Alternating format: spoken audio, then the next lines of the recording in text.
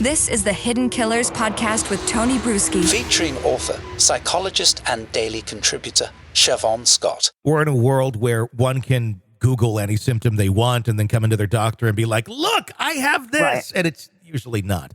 But we also have our commercials on TV that say, tell your doctor that you'd like this today. Exactly. So it's a weird world that we live in where that is also punished, but nor do I think one should be telling their doctor what they should be getting.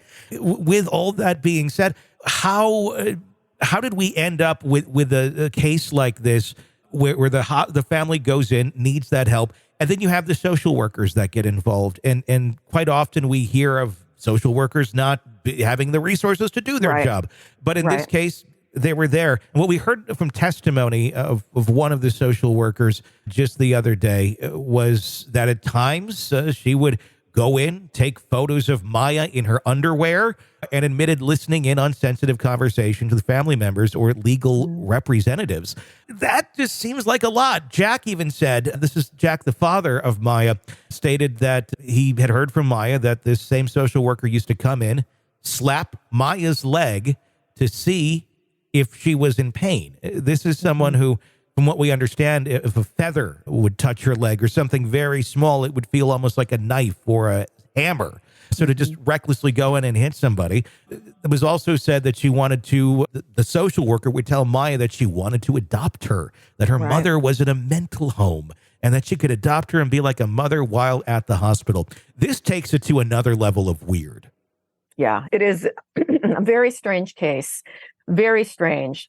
And the fact that mom committed suicide is relevant to the story too, because as awful as this situation would be for any of us as a parent, there's meaning in that. And I don't pretend to know what the meaning is, but one would think that if you were well, you would know it's really important that I hang in here with life for the sake of my child. My kid is, when we get this hellish mess resolved, and it will be resolved at some point, my kid's going to need me.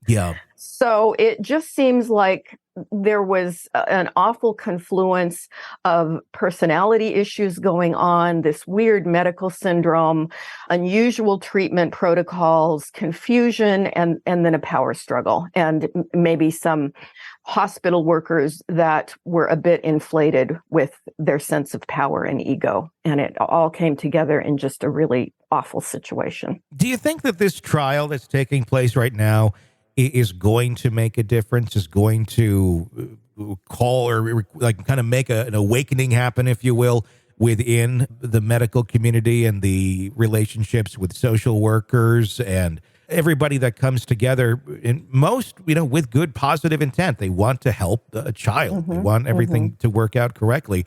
But obviously, in many cases, that's just not how it works. Does this system, certainly we've seen many times where it needs a reboot. Do you think this will help inspire that in any way, shape, or form? I would certainly think that hospitals are, as they typically are, but I would think in this case, the hospital is going to be very on top of documentation, very cautious, perhaps not allowing one doctor or social worker to have quite as much power as happened in this case. So you have more of a collaborative team effort.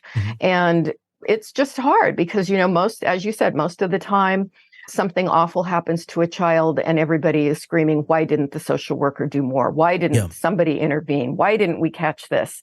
So we like to think that a lot of the time they get it right. Apparently, sometimes they don't, and it can go in one direction or the other direction. But I would think that documenting everything and having a team approach is the most prudent thing a hospital can do. Want to listen ad-free? Want advanced access to all of our interviews before anyone else? Become a True Crime Today Premium Plus subscriber on Apple Podcasts. You get every episode commercial-free. So you can binge on true crime until you can binge no more. Search True Crime Today Premium Plus on Apple Podcasts now, or go to our podcast page and sign up now. More of the Hidden Killers podcast next.